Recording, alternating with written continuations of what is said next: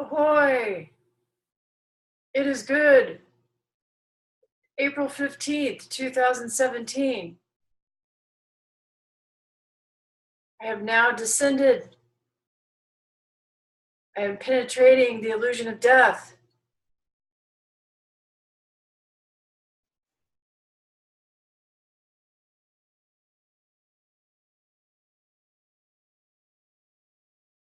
You will not be forsaken. Seek first the kingdom of heaven inside, and everything else will be added. Be still and know that I am God. All right. I have to strap this on Saturday because I leave tomorrow morning really early to go back to SF for a festive week. I have a lot of sits and a fabulous class with my dear good doctor and brother Ruben. We're going to teach a class on death on Tuesday night, 6:30 to 9:30 at North Point, his homestead. One space opened up, geez Louise, 2:30 on Monday, day after tomorrow, 17th. It's open, so stalk me if you want it. Get down at reverendzoeinman.com. All right, let's roll. So a question came across from a very lovely young woman about contrast, which I thought was a very interesting situation, which of course came up a lot this week. Let me bring it up here. Pardon me for not having it prepared. I was so excited to get going here. Boom, boom, boom, boom. Rev Zoe, why don't you write her name in and it'll come right up. Oh, okay. Okay. So she has a pretty lengthy question. Two questions, but I'm going to address the second one with her personally next week. But the first one is pertinent. Empowering passivity, question mark. What's the difference between taking action in the moment and going with that flow, quick, personal decision? Nothing. What is the difference between taking action in the moment and going with that flow, quick, personal decision? She's struggling with thinking they're different. Like there seems to be the conflict, or she doesn't. And that's today's chat. It's like the conflict versus contrast. Like those two things are not in conflict. Quick personal decisions and taking action in the moment are the same thing. And then she goes on. And the surrendering to what is and to God and the flow of having no control. And she goes on, it sounds like we have no control while at the same time we are powerful, empowered through our decisions and awareness and intent behind those decisions. Somewhere in this, my mind glitches and the two cannot exist simultaneously. Exactly. Because the mind doesn't want the two to coexist simultaneously. Thank you very much, my dear. So, and Easter is a particularly perfect time to discuss this. So we have JC rolling into Dodge in a human body to declare the truth to people who have written about the Messiah but couldn't receive the truth. So there's a contrast, right? You say you want something, but when it arrives, you don't want to receive it because it feels threatening, or you're not prepared, or you can't believe it because you don't have the foundation to really receive it, which speaks to a lot of the things that people say they want, but when they come, they don't want them. Anywho, back to JC. His very existence, as well as Avatar, all avatars, is a contrast. God coming into a human body, having the experiences of a human, which is pain and suffering and physical plight and disease and sadness and all that, but they don't lose sight of the source. They don't lose sight of who they really are, which on the human plane looks like a conflict, which is what a lot of the people in Jesus' time struggled with. Like, well, if you're God, why don't you save your ass off the cross? Rather crass, but that's the point. That is the point. He came to endure the experience, to teach through the experience of the crucifixion, to show that it's an illusion, that death is something that is only real when you are a devotee of separation. So it's the perception that it's the end, right? So I'll read here, Luke.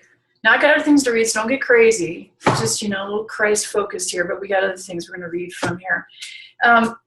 This is Luke 24, for those who are interested, verse 45. Then he opened their minds so that they could understand the scriptures. He told them, this is what is written. The Christ will suffer and rise from the dead on the third day, mañana. And repentance and forgiveness of sins, which is ignorance, just the Aramaic doesn't translate, so don't get strung out on sin, right? Vivekananda said, Swami V said, the only sin is to call a man a sinner. But in Jesus' time, it meant something else, ignorance. It meant ignorance. Forgiveness of ignorance will be preached in his name to all nations. You are witnesses of these things. I am going to send you what my Father has promised, but stay in the city until you have been clothed with power from on high. So that's symbolic. Stay steady. Stay steady. Live your life. And back to this young woman. Deal with things as they come. Interface with them through your truth, through what's true for you in the moment, and take what comes, because each experience that you engage with willingly through what's true for you, and people always say, well, how do I know? I'm like, well, that's a cop-out. How do I know is the mind. The heart knows. The heart is fearless. The mind is fearful. So he's saying, stay steady, do your due diligence, and you will know when the time is for you to ascend or whatever. But the whole idea of resurrection is a contrast to this life and death, right?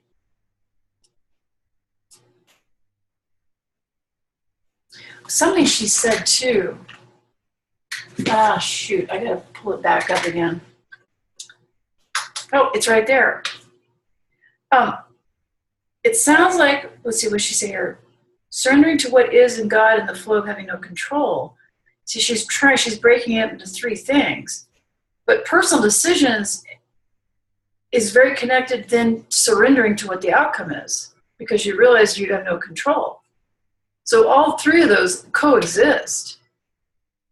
All you have to do, the only free will you have is the choice that you do in the moment that the event is happening and the experience is happening.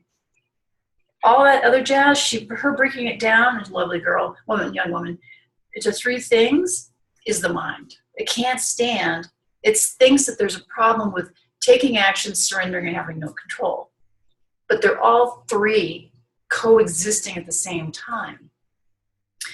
Underneath this, there's a fear, right? And she's being very upfront and vulnerable. When you accept there's no control, that you have no control, the next movement, as you really, really grok that and meditate on that, you realize that there's freedom in that. You're like, oh, so all I got to do is just interface with what's happening? Yeah. And then take what comes. So that becomes a non-issue. And she says at the end, remember, she says the two cannot exist simultaneously. She says to herself, her own mind is having a problem. The empowerment comes from making the decision and living through it. You don't focus on the outcome. So really this week, meditate and reflect on, okay, RZ says, realizing that you have no control is freedom. And then if there's freedom, I have more capacity to be nimble and therefore more capacity to really understand the self-responsibility. And you have a good laugh, even as tears may be rolling down your eyes. All right. I think this is beautiful.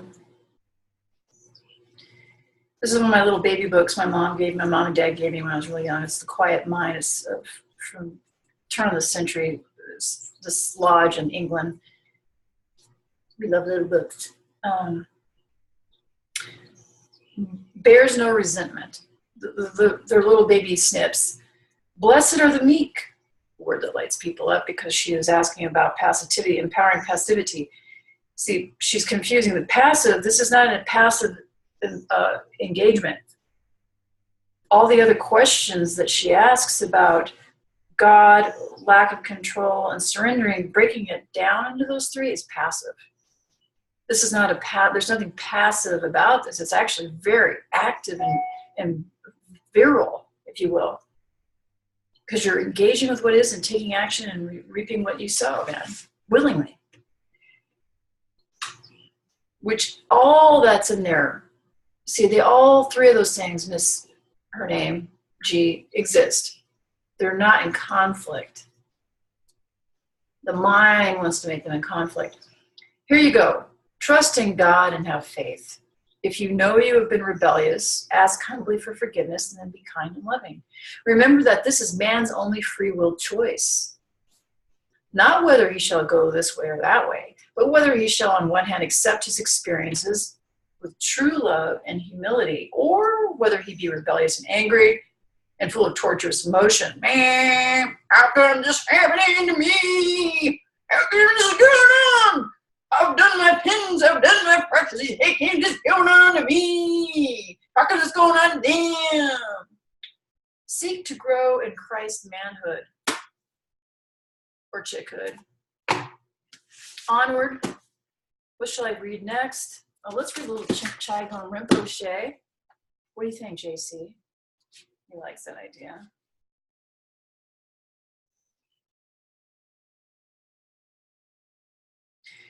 This is from The Sacred Path of the Warrior, Shambhala Press.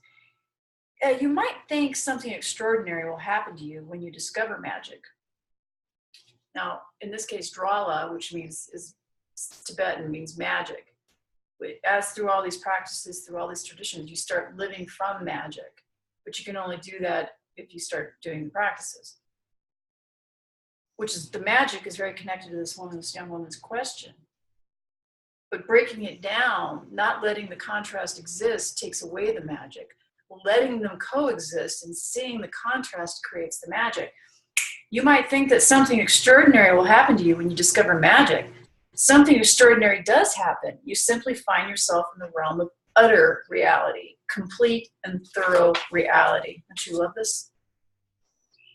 Just as a little intro from How to Invoke Magic, Drala, chapter 13.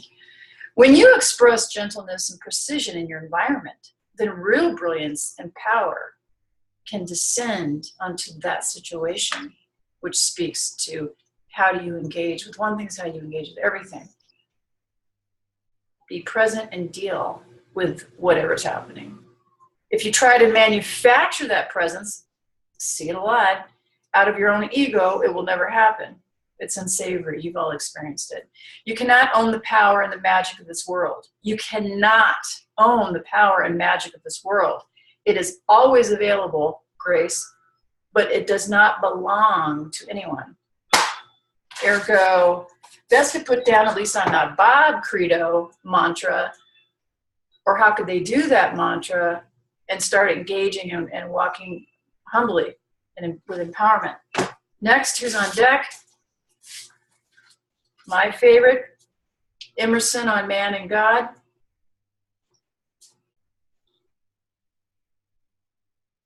He's like, oh, you poor dear. Okay, Jesus Christ, this is Emerson.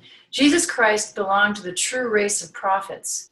He saw with open eye the mystery of the soul, drawn by its severe harmony, ravished with its beauty. He lived in it and had his being there. Alone, in all history, he estimated the greatness of man. One man was true to what is in you and me. He saw that God incarnates himself in man and evermore goes forth anew to take possession of his world, which is kind of what I've been talking about in the Revenars, which is my virtual class. Up here, look, I sound like a salesman. And by the Brooklyn Bridge, the Revenars, you can sign up. You like $30 a month. You get 2 classes a month. I'm finally caught up. Anyway, they're fabulous. We're having a great time. I'm having a good time. He saw that God incarnates himself in man and evermore goes forth anew to take possession of his world, which is very connected. I just said that, I'm not going to say it again. He said, in this jubilee of sublime emotion, here's a quote from JC, I am divine. Through me, God acts. Through me, speaks. Would you see God? See me. Beautiful example of contrast.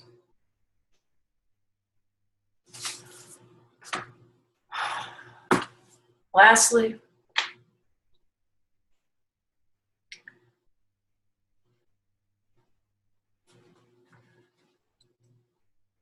Saint Teresa of Avila. Oh, I've got my Easter suit on here. I got my pink new skirt. We've got colors. We've got some rosé. It's happening. JC. Here you go. Laughter came from every brick. Just these 2 words he spoke changed my life. Enjoy me. What a burden I thought I was to carry, a crucifix as he did. Love once said to me, I know a song, would you like to hear it? And laughter came from every brick in the street and from every pore in the sky. After a night of prayer, he changed my life when he sang, enjoy me.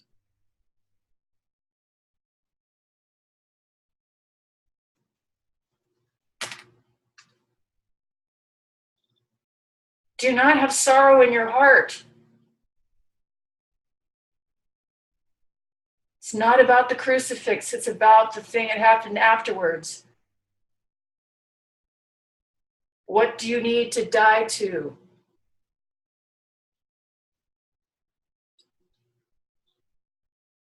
It is fulfilled. Another day in paradise. Look forward to seeing you in San Fran. Oh, God bless you.